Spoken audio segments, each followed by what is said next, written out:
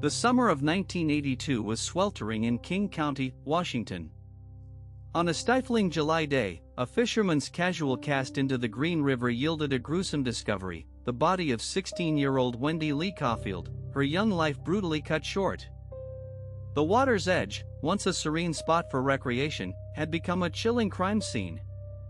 As detectives began to process the area, the sound of gentle lapping of the river against the shore contrasted starkly with the urgency of their work. The rustle of leaves and snapping of twigs underfoot served as reminders of the natural world's indifference to human tragedy. Each careful step, each meticulous collection of evidence, was a testament to the painstaking effort to unravel the mystery of Wendy's death. But Wendy was not alone. In the following weeks, more bodies were found, each discovery a stark reminder that a serial killer was on the loose. Deborah Lynn Bonner, Cynthia Jean Hines, Opal Charmaine Mills, and Marcia Faye Chapman, all young women, all brutally murdered, and all found in or near the Green River. The community was gripped by fear, the once peaceful river now a symbol of terror.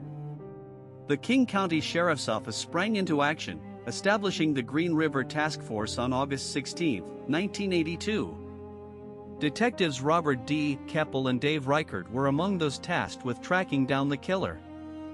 The sound of fingertips flying across keyboards, the hum of fluorescent lights, and the constant ringing of phones filled the air as the task force worked around the clock. As the investigation unfolded, the detectives delved into the lives of the victims, searching for any thread that might connect them to their killer. They scoured the streets, talked to witnesses, and pored over every shred of evidence. The smell of stale coffee and worn leather filled the cramped, smoke-filled rooms where strategy sessions lasted long into the night. Gary Ridgway, a man who would later become infamous as the Green River Killer, was living a quiet life in the suburbs. He worked at the Kenworth Truck Factory in Renton, Washington, and seemed like an average, unassuming guy to his co-workers. But in the shadows, a different story was unfolding. The days passed, each one a countdown to the next horrific discovery. The task force was racing against time, trying to find the killer before he struck again. And then, there was a glimmer of hope, a lead, a suspect, a chance to bring an end to the terror.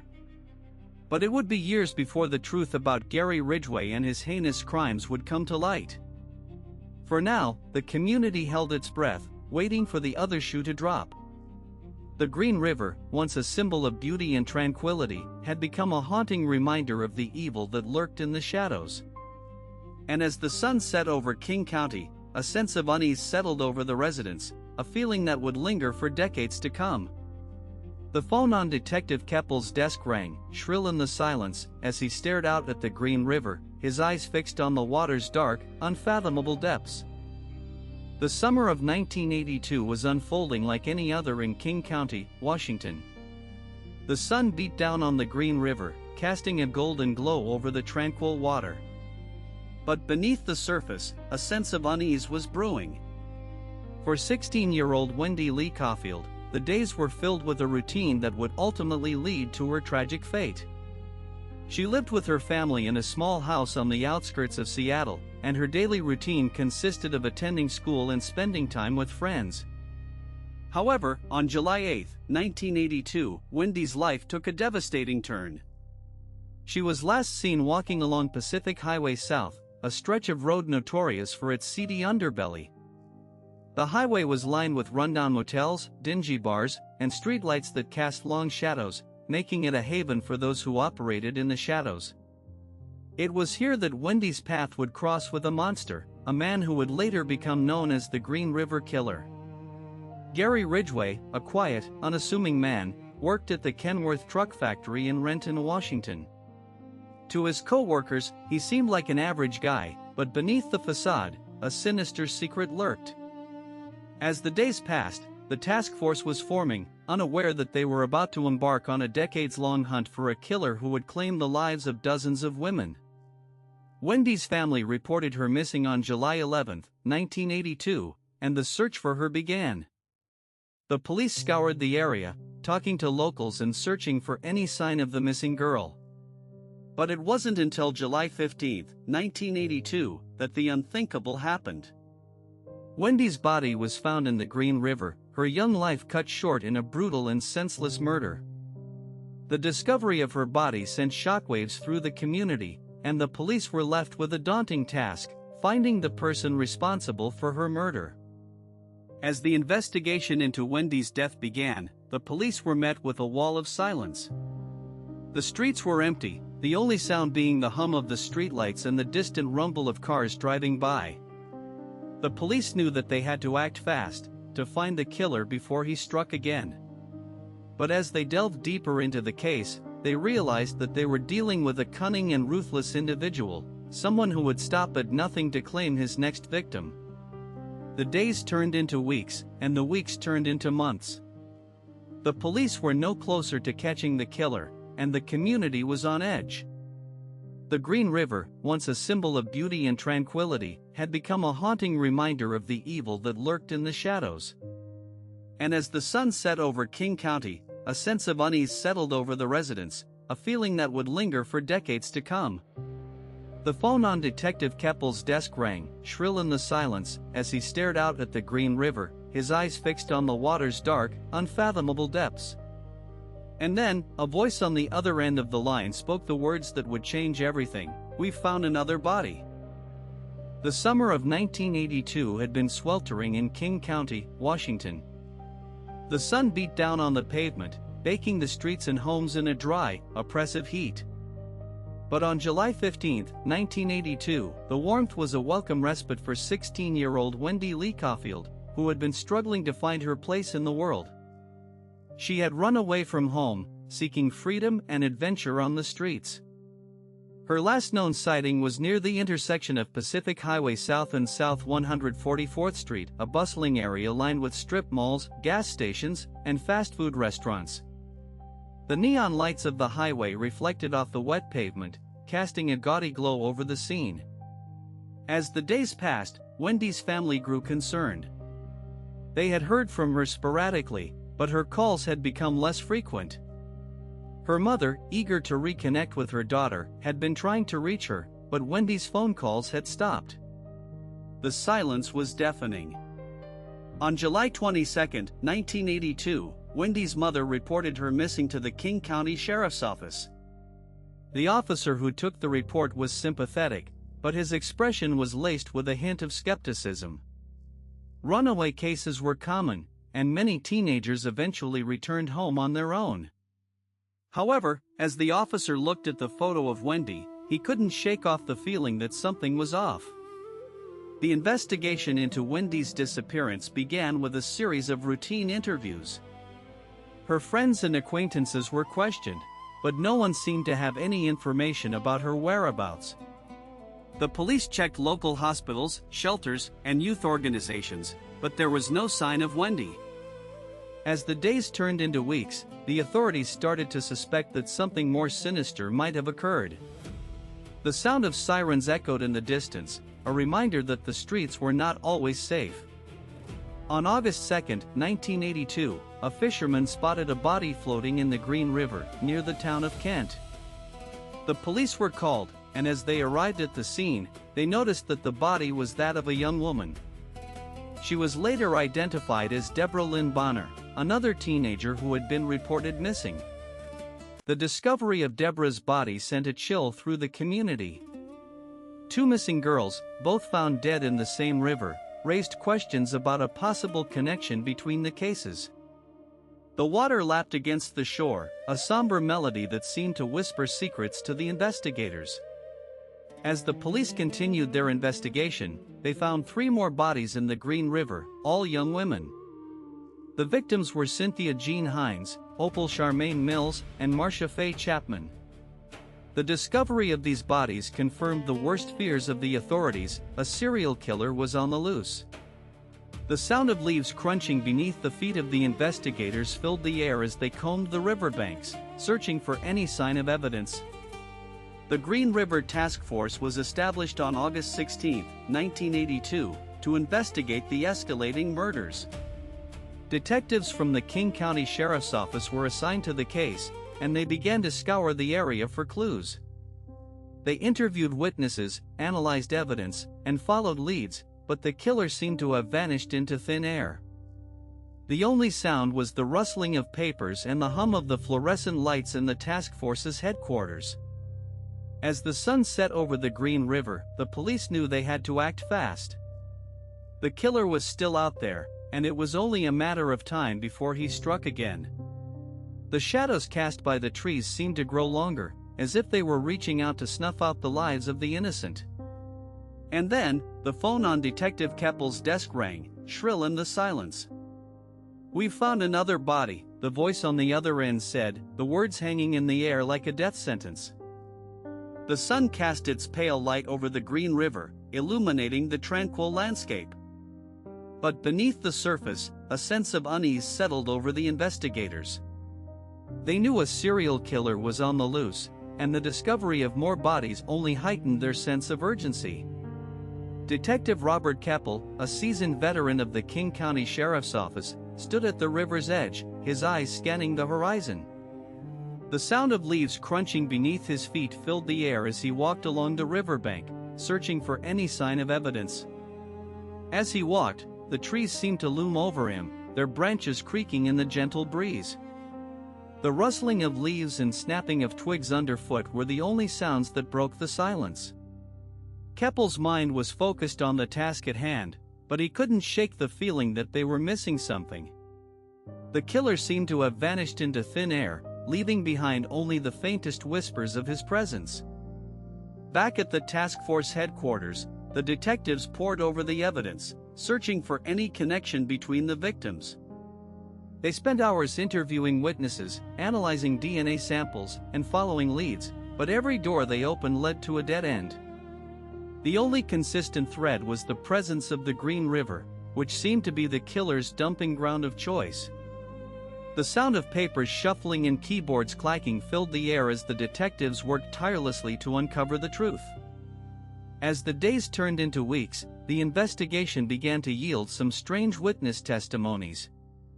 A truck driver reported seeing a man with a similar description to the suspect near the river on the night of one of the murders. A local resident claimed to have heard a strange noise coming from the woods, like the sound of someone digging. The detectives listened intently, their ears perked up like satellite dishes, tuning in to every detail. They knew that one misheard word or overlooked clue could be the difference between solving the case and letting the killer slip away.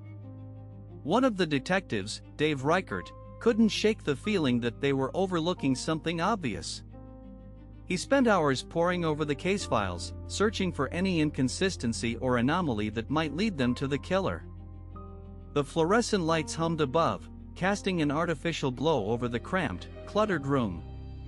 Reichert's eyes scanned the pages, his mind racing with possibilities. And then, it hit him, a small detail that had been hiding in plain sight all along. The sound of his pen scratching against the paper was the only sound as he jotted down a note, his heart racing with excitement. As the investigation continued, the detectives began to uncover more evidence. A piece of fabric caught in a bush near one of the crime scenes seemed to match the material of the suspect's clothing. A suspicious transaction on a bank statement hinted at a possible motive. The detectives worked tirelessly, following every lead, no matter how small. The sound of their footsteps echoed through the empty halls as they worked late into the night, driven by a sense of justice and a determination to bring the killer to justice. The phone on Keppel's desk rang, shrill in the silence. "We've found another body," the voice on the other end said, the words hanging in the air like a death sentence. Keppel's heart sank, his mind racing with the implications. The killer was still out there, and they were no closer to catching him. The sound of the phone still echoing in his ear, Keppel stood up, his eyes locked on the door. He knew that he had to get to the scene, to see the latest victim for himself. The darkness outside seemed to press in around him, a reminder that the killer was still out there, waiting for his next victim. And as Keppel walked out into the night, the only sound was the soft crunch of gravel beneath his feet. The darkness swallowed him whole, leaving only one haunting question: would they ever catch the Green River Killer? The rain-soaked streets of King County glistened like polished stone, the only sound the soft patter of droplets on the pavement. It was a somber evening, the kind that made you want to stay indoors, but for the detectives working the Green River case, there was no respite. They had been following every lead, no matter how small, and the latest tip had brought them to a seedy part of town, where the streets were lined with rundown motels and flickering neon signs. As they walked into the latest crime scene, the smell of decay hit them like a punch to the gut. The body of a young woman, no more than 20 years old, lay on the floor, her eyes frozen in a permanent stare. The detectives exchanged a grim glance, their minds racing with the implications. This was the latest in a string of murders, all bearing the same MO, a killer who preyed on vulnerable women, leaving their bodies in secluded areas, often near the Green River. The investigation had been going on for months, and the detectives were no closer to catching the killer. They had suspects, but none of them seemed to fit the profile. Gary Ridgway, a quiet, unassuming man, had been questioned, but he had an alibi for the time of the latest murder. The detectives were not convinced, but they needed more evidence to bring him in. As they processed the crime scene, they found a small piece of fabric caught in the door handle of the motel room. It was a tiny thread, but it could be the break they needed. The detectives sent it to the lab, hoping it would match the material of the suspect's clothing. The wait was agonizing, the silence punctuated only by the sound of rain outside. Days turned into weeks, and the detectives were getting desperate. They had been working around the clock, following every lead, but the killer seemed to be always one step ahead. The phone on the desk rang, shrill in the silence. "We've got a match," the voice on the other end said, the words dripping with excitement. The fabric had matched the material of Gary Ridgway's clothing. The detectives exchanged a look, their hearts racing with excitement. This could be the break they needed. They brought Ridgway in for questioning, but he denied any involvement. The detectives were not convinced, but they needed more evidence to nail him. The interrogation room was a small, windowless space, the air thick with tension. Ridgway sat calmly, his eyes fixed on some point on the wall, as the detectives fired questions at him. The sound of the clock ticking on the wall was the only sound, as the detectives waited for Ridgway to slip up. But he didn't, his alibi holding up to scrutiny. The detectives were frustrated, but they knew they couldn't give up. They had to keep pushing, to find that one piece of evidence that would crack the case wide open. As they left the interrogation room, the detectives couldn't shake off the feeling that they were missing something. The killer was still out there, and they were no closer to catching him. The darkness outside seemed to press in around them, a reminder that the killer was still on the loose, waiting for his next victim. And as they walked out into the night, the only sound was the soft crunch of gravel beneath their feet. The darkness swallowed them whole, leaving only one haunting question: would they ever catch the Green River killer? The phone on the desk rang again, shrill in the silence. "We've found another body." The darkness outside the interrogation room seemed to seep in, a chill that settled in the bones of the detectives. They had been questioning Gary Ridgway for hours, but he remained calm, his eyes fixed on some point on the wall. The sound of the clock ticking on the wall was the only sound, a steady heartbeat that seemed to mock them. The detectives were convinced that Ridgway was their man, but they needed more evidence to nail him. As they left the interrogation room, the detectives couldn't shake off the feeling that they were missing something. The killer was still out there, and they were no closer to catching him. The crunch of gravel beneath their feet was the only sound as they walked out into the night, the darkness swallowing them whole. The phone on the desk rang again, shrill in the silence. "We've found another body." The call came in on a chilly autumn morning, the sun struggling to rise above the horizon. The detectives arrived at the scene, a wooded area near the Green River, to find a young woman's body. She was lying on her back, her eyes frozen in a permanent stare. The detectives began to process the scene, collecting evidence and taking notes. But as they worked, they couldn't shake off the feeling that they were being led astray. The investigation was at a crossroads, with several leads to pursue. But one lead in particular seemed promising, a man named William J. Stevens, who had been reported seen near the area where one of the victims was found. The detectives decided to bring him in for questioning, hoping that he might crack under the pressure. Stevens was a nervous man, fidgeting in his seat as the detectives questioned him. But despite his nervousness, he seemed to have a solid alibi, and the detectives were forced to release him. As they watched Stevens walk out of the station, the detectives couldn't help but feel a sense of frustration. They had been so sure that he was their man, but now they were back to square one. The investigation was stalled, and the killer was still out there, waiting for his next victim. The detectives knew that they had to keep pushing, to find that one piece of evidence that would crack the case wide open. But as they sat at their desks, staring at the stack of files in front of them, they couldn't shake off the feeling that they were running out of time. The phone on the desk rang again, breaking the silence. "We've got a new lead," the voice on the other end said. A woman came forward, saying she saw a man matching Ridgway's description near the area where one of the victims was found. The detectives' hearts skipped a beat as they listened to the woman's statement. It was a small lead, but it was something. And as they hung up the phone, they knew that they had to follow it, no matter where it might lead. The woman's statement was a glimmer of hope in a case that had been stalled for months. The detectives decided to re-question Ridgway, hoping that the new evidence might crack him. But as they sat across from him, they knew that they had to be careful. Ridgway was a cunning man, and he would stop at nothing to avoid being caught. The detectives took a deep breath, steeling themselves for the battle ahead.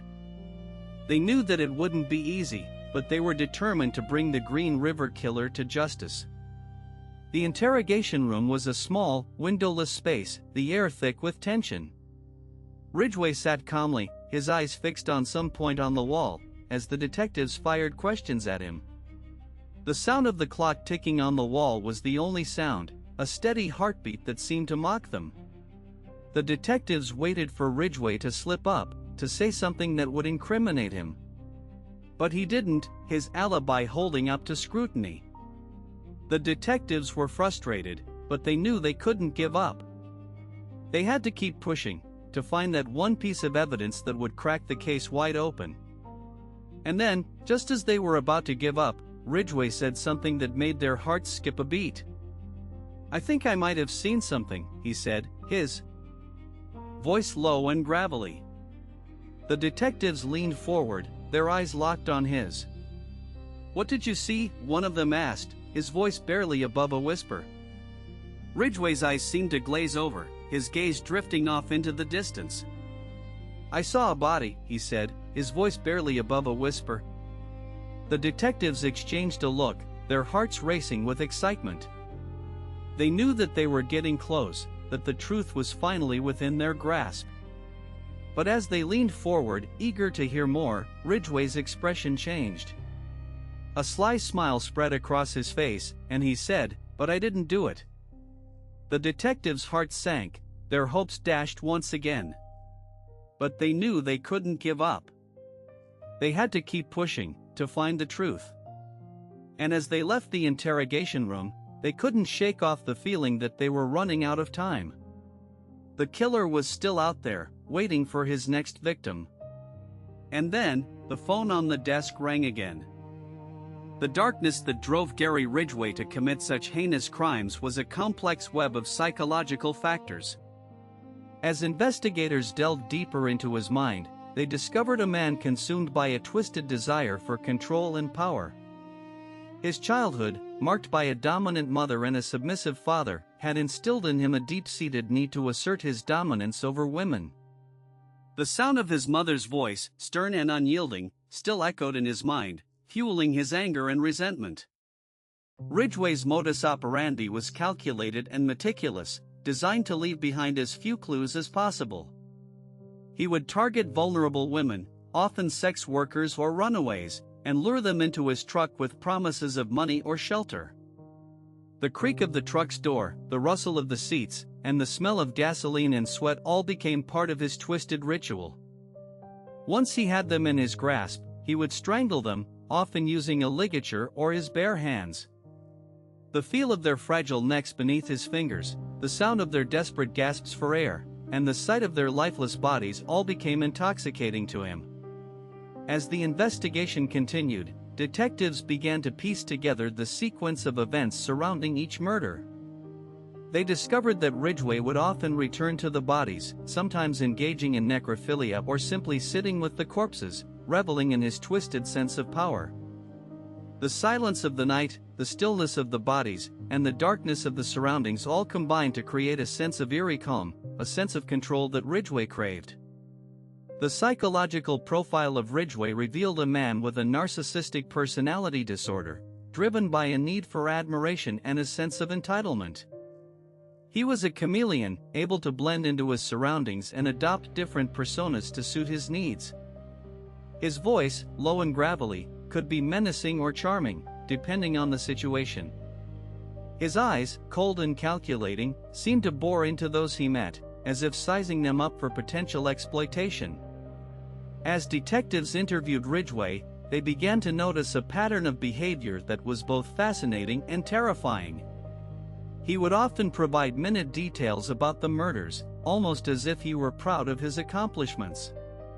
The sound of his voice, the tone of his words, and the glint in his eye all seemed to convey a sense of satisfaction, a sense of pride in his twisted accomplishments. And yet, when confronted with evidence of his guilt, he would deny any involvement, his expression changing in an instant from calm to calculating. The detectives were walked through the crime scenes, retracing Ridgway's steps, and re-examining the evidence. They saw the wooded areas where the bodies were found, the industrial zones where Ridgway would dump the bodies, and the highways where he would pick up his victims. The smell of damp earth, the sound of birds chirping, and the sight of trees swaying in the wind all seemed to contrast with the darkness of the crimes. And then, there were the bodies, each one a testament to Ridgway's brutality, each one a reminder of the lives he had destroyed. As the investigation drew to a close, detectives couldn't shake off the feeling that they had only scratched the surface of Ridgway's twisted psyche. They knew that he was a master manipulator, capable of hiding behind a mask of normalcy. And as they left the interrogation room, they couldn't help but wonder what other secrets lay hidden behind those cold, calculating eyes? The phone on the desk rang, shrill in the silence, as a voice whispered a single, chilling word, "Run." The King County Sheriff's Office had been tracking Gary Ridgway for years, but it wasn't until November 30, 2001, that they finally had enough evidence to make an arrest. As Ridgway left his job at the Kenworth Truck Factory in Renton, Washington, detectives swooped in, their hands resting on their guns. The sound of sirens filled the air, a stark contrast to the mundane routine of the factory parking lot. Ridgway's expression changed in an instant, his calm demeanor giving way to a calculating glint in his eye. He knew the game was up, but he still tried to play it cool, his voice steady as he asked what was going on. The detectives were unyielding, their faces set in firm lines as they read him his rights. The rustle of papers, the click of handcuffs, and the murmured words of the Miranda warning all blended together in a surreal dance. As Ridgway was led away in handcuffs, the detectives couldn't help but feel a sense of satisfaction. They had finally caught the man responsible for the brutal murders of dozens of women, the ones they had dubbed the Green River Killer. But as they delved deeper into the case, they realized that Ridgway's crimes were more complex, more sinister than they had ever imagined. The smell of freshly brewed coffee wafted through the interrogation room, a jarring contrast to the darkness of the conversation. The interrogation room was a sterile, beige-colored space with a single table and 2 chairs. Ridgway sat calmly, his eyes fixed on some point in front of him, as the detectives began to question him. At first, he denied everything, his voice steady and controlled. But as the hours ticked by, the detectives began to chip away at his facade, their words dripping with a slow, deliberate patience. The sound of a pen scratching on paper, the creak of a chair, and the soft hum of the fluorescent lights all blended together in a symphony of tension. It started with small things, a misplaced word, a hesitation, a flicker of emotion in his eyes. The detectives pounced on each slip, using them to build a case against him. They showed him pictures of the victims, their faces frozen in time, their eyes staring out with a haunting intensity. Ridgway's expression never wavered, but his eyes betrayed him, darting back and forth as he struggled to maintain his composure. The air was thick with tension, the silence punctuated only by the soft ticking of a clock. And then, it happened.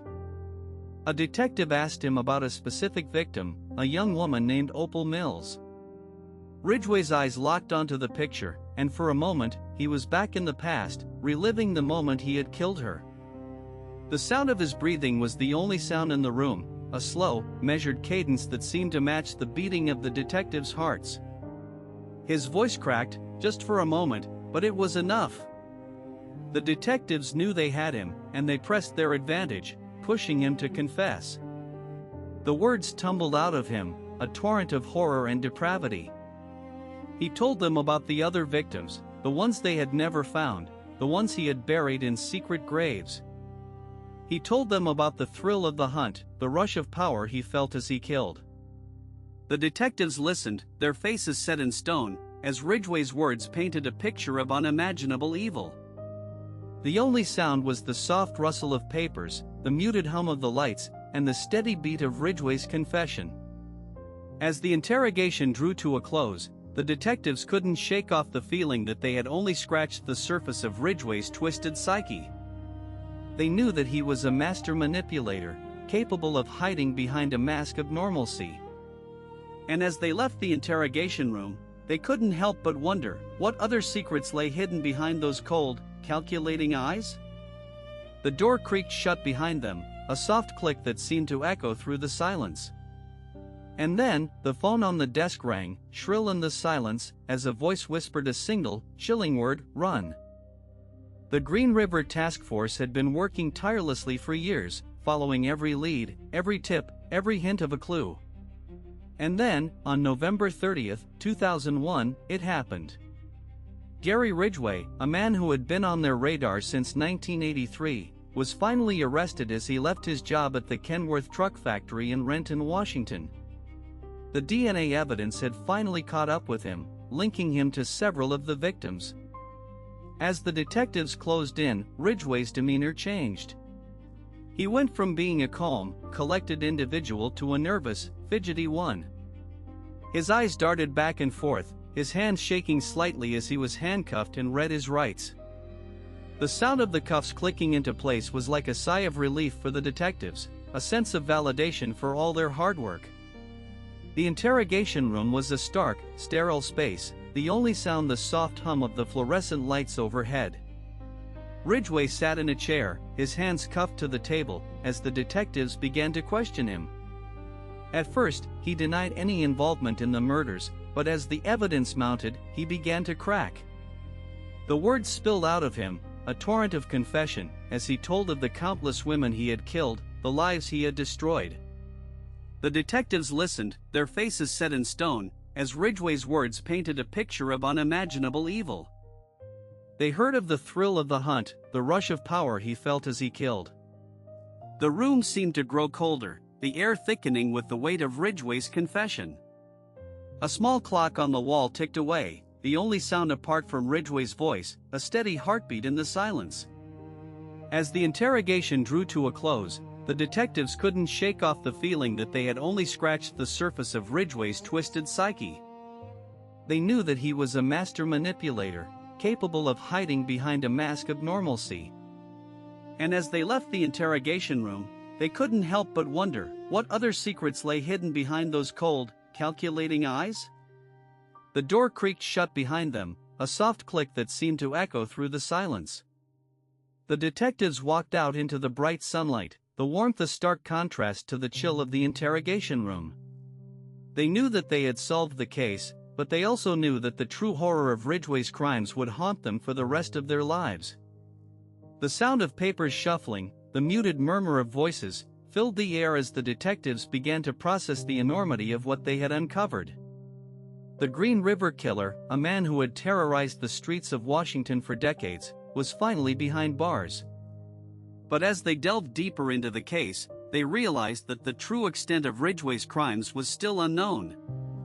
And then, just as they thought it was all over, a phone on the desk rang, shrill in the silence. A voice whispered a single, chilling word, "There are more." The courtroom fell silent as the judge delivered the verdict: 48 consecutive life sentences without the possibility of parole, plus an additional 480 years for tampering with evidence. Gary Ridgway, the Green River Killer, stood emotionless, his eyes fixed on some point in the distance. The sound of shuffling papers and muted whispers filled the air as the reality of the sentence sank in. Outside, the media frenzy was in full swing. Cameras clicked, reporters shouted questions, and the public gathered to catch a glimpse of the man who had terrorized their community for so long. The King County Sheriff's Office had finally brought closure to the families of the victims, but the impact of Ridgway's crimes would be felt for generations to come. As the days turned into weeks, and the weeks into months, the community began to heal. The Green River Task Force was disbanded, its members hailed as heroes for their tireless work in bringing Ridgway to justice. The victims' families, though still grieving, found solace in the knowledge that the man responsible for their loved ones' deaths was behind bars. But as the years passed, the true extent of Ridgway's crimes began to sink in. He had confessed to 48 murders, but many believed that the actual number was much higher. The discovery of new remains, the identification of previously unknown victims, all served as a stark reminder that the Green River Killer's legacy was far from over. In the darkness of his cell, Ridgway's mind still worked, still plotted, still schemed. The man who had once been a master manipulator, a chameleon able to blend into the shadows, was now a shadow of his former self. But even in captivity, Ridgway's presence still sent shivers down the spines of those who knew him. The sound of footsteps echoed down the corridor, growing fainter with each passing moment. The door to Ridgway's cell creaked shut, the lock clicking into place with a soft metallic clang.